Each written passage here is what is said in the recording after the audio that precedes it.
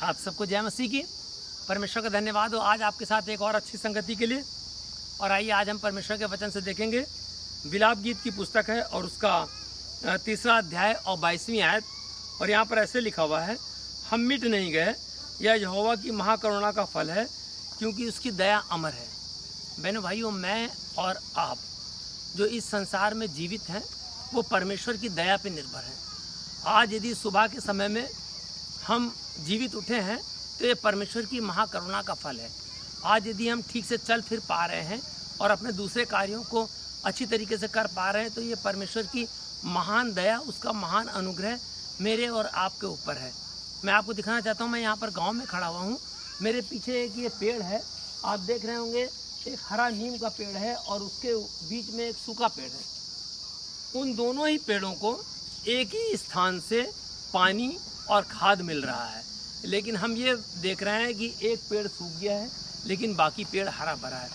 इसी तरीके से जब हम परमेश्वर की निकटता में रहते हैं, जैसा कि याकूब की पत्री में लिखा हुआ है, तो परमेश्वर भी हमारे निकट आता है और हम हरे भरे बने रहते हैं। उस अंजीर के पेड़ के समान जिसको प्रभु यीशु मसीह ने श्राप दिया था कि तू अभी के अभी सूख जा, और वो सूख गया क्योंकि उसके पत्ते तो हरे भरे थे लेकिन उसके अंदर फल नहीं था। यहाँ हम अगर चारों तरफ देखें तो बहुत ढेर सारे आपको पेड़ दिखाई दे रहे होंगे।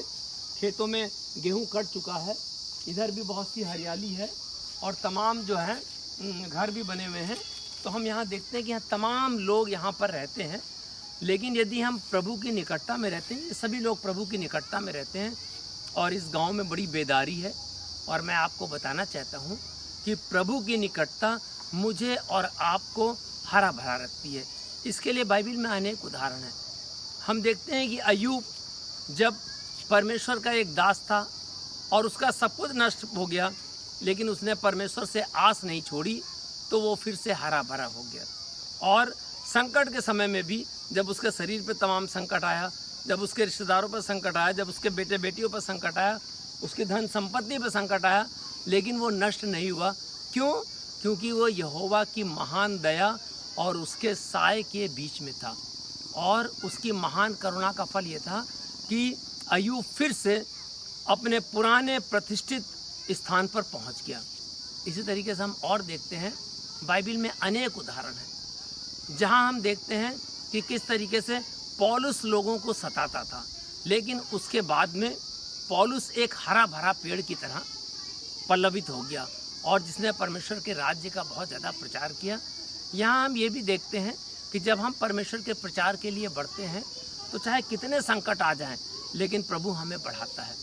कलीसिया पे चाहे संकट आ जाए, चाहे सताव की घड़ी आ जाए, लेकिन ये परमेश्वर की महान दया का फल है कि मैं और आप नष्ट नहीं होते हैं, बल्कि एक डाली के समान उसके साथ जो एक अच्छी डाली है और जो काटी छाटी जाती है और प्रभु में बढ़ती रहती है, निरंतर हम आगे बढ़ते रहते हैं और परमेश्वर हमारी रक्षा करता रहता है और हम फलवंत होते हैं और प्रभु के राज्य को आगे बढ़ाने का कार्य करते हैं।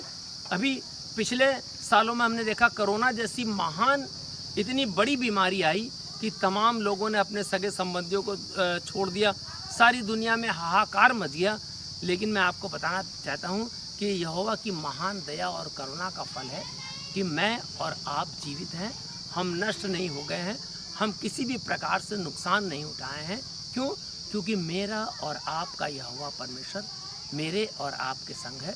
इस आयत के द्वारा कि यदि हम परमेश्वर की निकटता में बने रहते हैं तो यहोवा की महान करुणा और दया हम पर प्रबल रहेगी। इस वचन के द्वारा आपको बहुत आशीष मिले। जय मसीह की।